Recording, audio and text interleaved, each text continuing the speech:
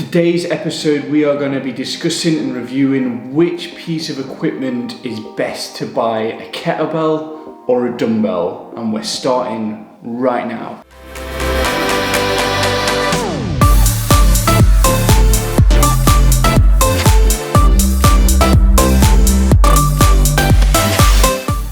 Welcome to today's video, guys. If you're new here, this channel is all about how to get the most from your lifestyle with fitness in mind. I'm trying to share as much knowledge and insight with people as possible just to help improve your fitness journey and also just to improve your lifestyle as a whole as well.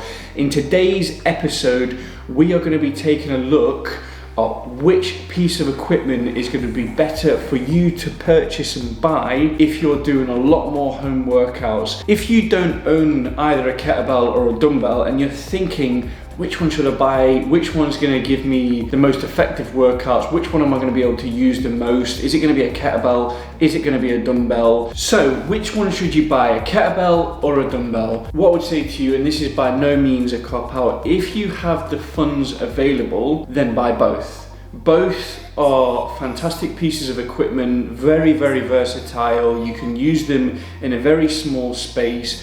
Both will serve great benefits to your fitness goals and your strength goals and your weight loss, fat loss goals. So if you do have the means and you can buy both, then buy both.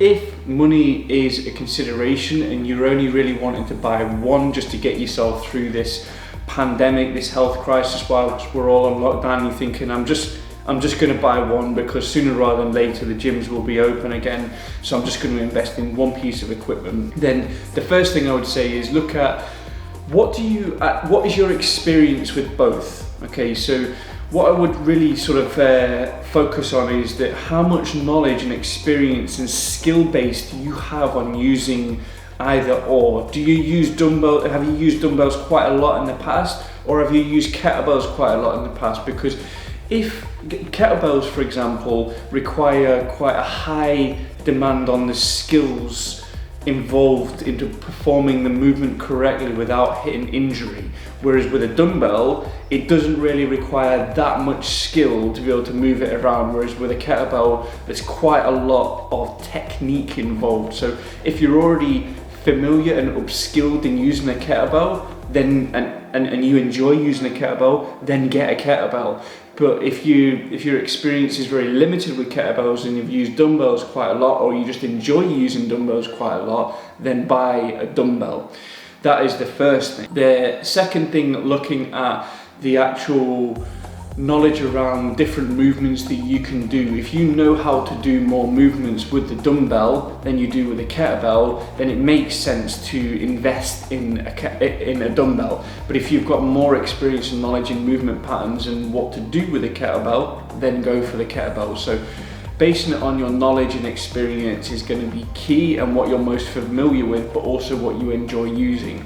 Now, when we look at the actual kind of design of both of them, so a kettlebell is obviously shaped like this with a handle. That is going to limit you to only being able to do certain movements, whereas with a dumbbell, it's shaped like this, so there's different movements that you can do.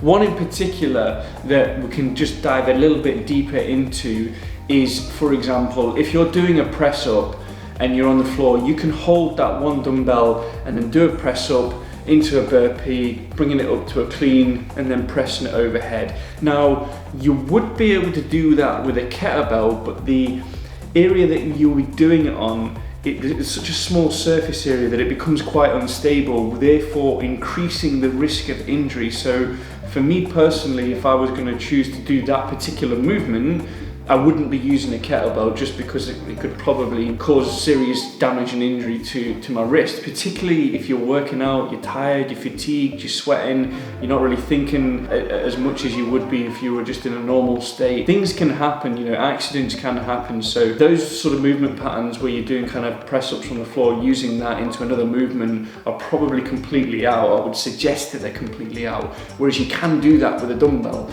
If you are going to go and get a dumbbell, and that is the kind of a preferred route, and you're on the fence and you're probably going to get for that, definitely get something called a hex dumbbell. Those are kind of like solid pieces of equipment but they've also got flat edges as well. So the flat edges all the way around. So when you are on the floor, you are as stable as anything.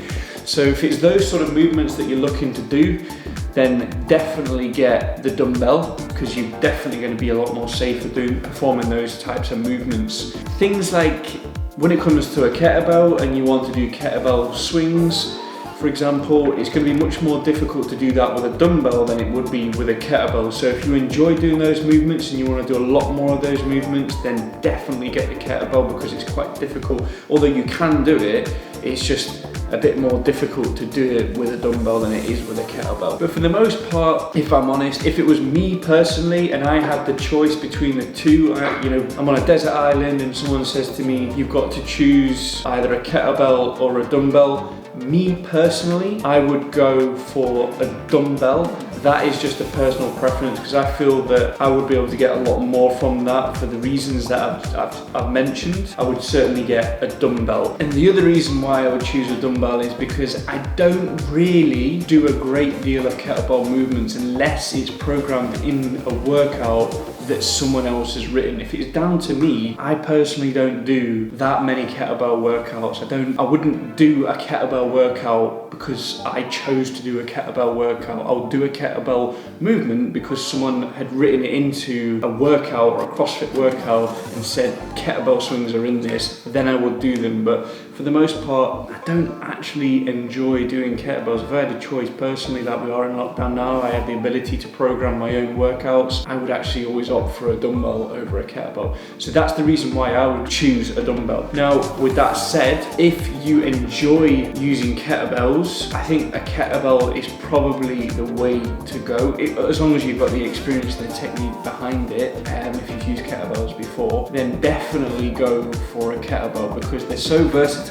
They can be done anywhere. You can do them in your garden. You don't need a great deal of space to be able to perform the movement pattern correctly. And there's lots of really cool things you can do with kettlebells. And so if you're going to go down the kettlebell route, you might enjoy it that much that you want to take it on as a sport, and then you can increase the amount of kettlebells that you have, and then it can grow from there. So yeah, kettlebells are a great choice. Thanks for watching the episode, guys. If you can do me a huge favor and smash that like button, it really does help the channel grow. And if you want to stay up to date with the content, then hit that subscribe button below. Thanks for watching, and I'll see you in the next episode.